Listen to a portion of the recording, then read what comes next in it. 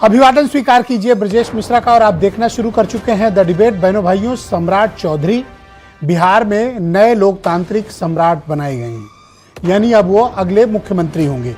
कल सुबह 11 बजे उनकी शपथ होने जा रही है और सम्राट चौधरी रिप्लेस किसको कर रहे हैं? भारत की राजनीति के सबसे बड़े चेहरों में से एक नीतीश कुमार को। अब बिहार में बीजेपी का मुख्यमंत्री, एनडीए की सरकार, आज चर्चा इसी विषय की। बहनों भाइयों, जिनको ये गलतफहमी है कि राजनीति में पद, पोजीशन और कद काबिलियत से मिलता है, वो कृपया अपने अपने विचारों में आंशिक और बड़ा परिवर्तन कर लें। राजनीति में आपको हर बार किस काबिलियत से ही सब चीजें नहीं मिलती। किस्मत और समीकरण बहुत बड़ी चीज है। अगर किस्मत आपके साथ नहीं, आप कितने भी काबिल हों, समीकरण आपके साथ नहीं है, आप कितने भी योग्य उम्मीदवार हों, राजनीति में आप बहुत किनारे लग जाएंगे। ऐसे है कि आप अप्रासंगिक महसूस करेंगे। लेकिन अगर किस्मत साथ है और समीकरण सही है और वक्त सही आ गया तो एनीथिंग इज पॉसिबल, कुछ भी संभव है। सम्राट चौधरी बिहार के नए मुख्यमंत्री। भारतीय जनता पार्टी ने उन्हें मुख्यमंत्री के तौर पर नियुक्त करने का फैसला किया है। नीतीश कुमार ने इस्तीफा दे दिया। अब बिहार में पहली बार बीजेपी का मुख्यमंत्री होगा। पहले आपको नीतीश कुमार के बारे में बता दें, फिर सम्राट चौधरी पर चर्चा करेंगे।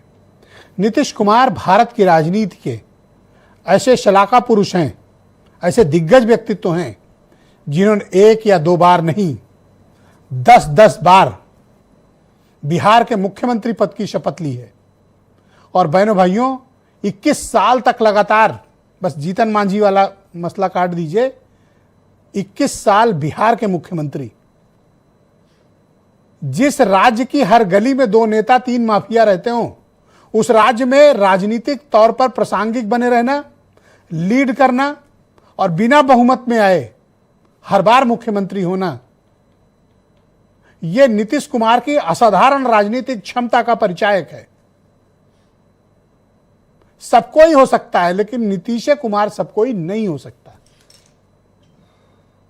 उनकी राजनीति की आप आलोचना कर सकते हैं, उनके तरीके की आलोचना कर सकते हैं, लेकिन बिहार की राजनीति में नीतीश कुमार एक ऐसे व्यक्तित्व के तौर पर उभरे हैं जिनका कोई रिप्लेसमेंट नहीं है।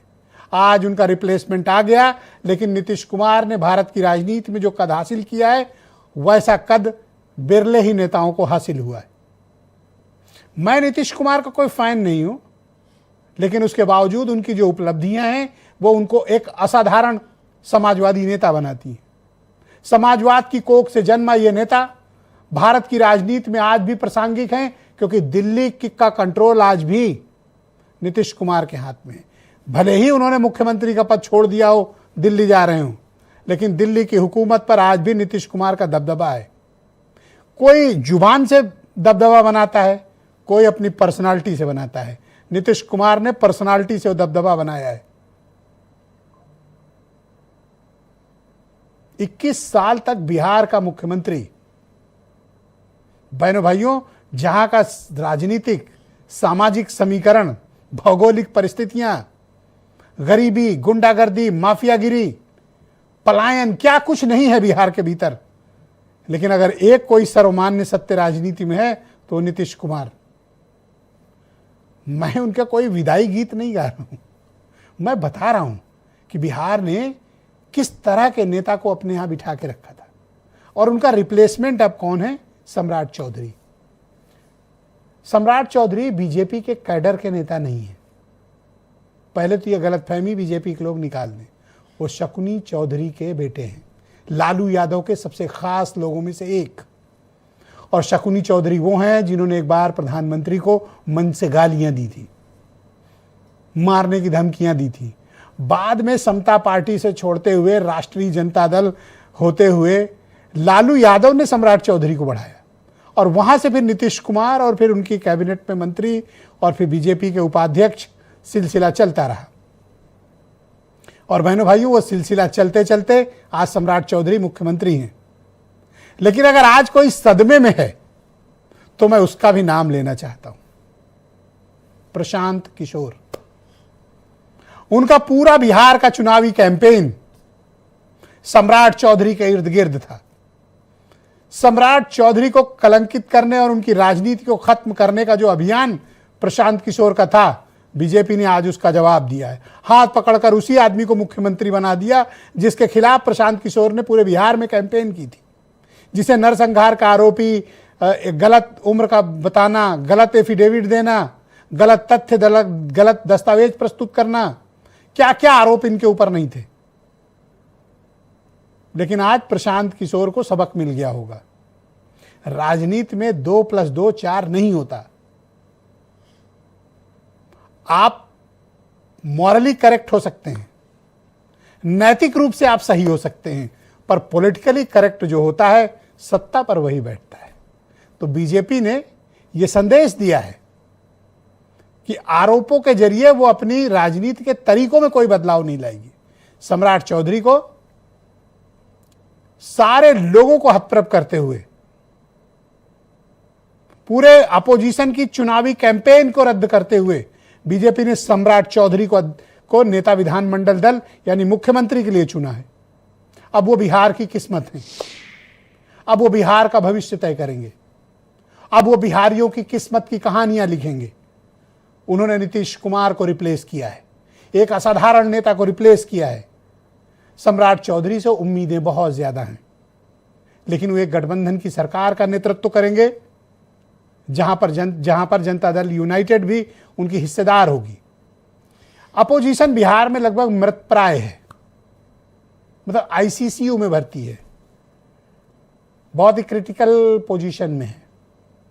कोई विरोध की हैसियत में वहां कोई नेता है नहीं। तेजस्वी यादव वो इंपैक्ट नहीं छोड़ पाए बिहार की राजनीति में जो दूसरे राज्यों में अपोजिशन के नेताओं ने की। तेजस्वी यादव एक फेल्ड लीडर के तौर पर साबित हुए।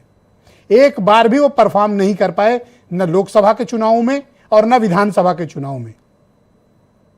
लालू यादव की राजनीतिक विरासत को गर्त की तरफ ले जा रहे हैं तेजस्वी यादव। और अब सम्राट चौधरी के उदय यानी ओबीसी क्लास के उदय का एक वक्त है। यादव कम्युनिटी को कुशवाहा कम्युनिटी से रिप्लेस करके एक संदेश दिया है बीजेपी ने, यानी अब मौर्य और कुशवाहों का राज बिहार के भीतर अग्रिम पंक्ति में शुरू होगा। उस ओबीसी वोट बैंक पर भी भारतीय जनता पार्टी ने अपना कंट्रोल साबित करने की कोशिश की है, जिसके दम पर लालू यादव और नीतीश कुमार अब तक बिहार की राजनीति में हुकूमत करते हुए आए। क्या बीजेपी अब नीतीश कुमार की विरासत को अपने भीतर समाहित कर पाएगी और लालू यादव के लिए इस तरह की चुनौतियां खड़ी रहेंगी? सवाल नंबर 1। अब बिहार में भारतीय जनता पार्टी का भविष्य किस ओर जा रहा है? सवाल नंबर 2। नीतीश कुमार का क्या होगा? सवाल नंबर 3। अब तक जिनका सरकार पर कंट्रोल था, अब वो सरकार में सेकेंडरी पोजीशन पे होंगे, तो वो क्या करेंगे? सवाल नंबर 4। सवाल नंबर 5, क्या विपक्ष वहां पर सम्राट चौधरी और नीतीश कुमार की पार्टी को चुनौती पेश कर पाएगा या मृतप्राय ही बना रहेगा? आज चर्चा इसी विषय की। आप कुछ स्टेटमेंट सुने। आदरणीय नीतीश कुमार जी ने बहुत सीधे सिखाया कैसे सरकार चलाया जाता है, कैसे बिहार में सुशासन स्थापित होगा, बिहार के लोकतंत्र के लिए क्या ठीक है। आदरणीय प्रधानमंत्री जी ने विकसित भारत का सपना देखा है। 2047 में भारत विकसित हो, हम तमाम भाई मिलकर इस बिहार को भी समृद्ध बनाएंगे। 20 साल राज करने के बाद भी ये स्थिति है। जनता का कोई सीएम तो है नहीं, मैंडेट जनता ने नहीं दिया, और बिहार के लोग जो है इन लोगों से कोई उम्मीद नहीं रखते हैं। काम भी देखा होगा, गृह मंत्री रहते हुए बिहार में अपराध इतना बढ़ गया कि अपराधी जो है नंगा नाच कर रहे हैं। ऐसे व्यक्ति को मुख्यमंत्री बनाए हैं जिसका चाल, चरित्र और चेहरा तीनों चर्चा का विषय होना चाहिए। अब बिहार को गुजरात से चलाया जाएगा, गुजरात के हितों को ध्यान में रखकर चलाया जाएगा। तो जैसा कि मैं कह रहा था, और कोई सदमे में हो ना हो, लेकिन प्रशांत किशोर को सदमा बड़ा लगा है। तो आज की परिचर्चा को आगे बढ़ाएंगे। के त्रिपाठी जनता दल यूनाइटेड के प्रवक्ता हैं, हमारे साथ इस कार्यक्रम का हिस्सा हैं। हीरो वाजपेयी भारतीय जनता पार्टी के प्रवक्ता हैं, जिनकी पार्टी ने आज मुख्यमंत्री अपना बनवा लिया। डॉक्टर सुनील कौशिक बहुत ही जाने माने पत्रकार हैं, हमारे साथ नई दिल्ली से मौजूद हैं। वीरेंद्र सिंह जी हमारे नेशनल हेड, और पटना से अभी दो खास मेहमान हमारे साथ इस चर्चा में जुड़ेंगे।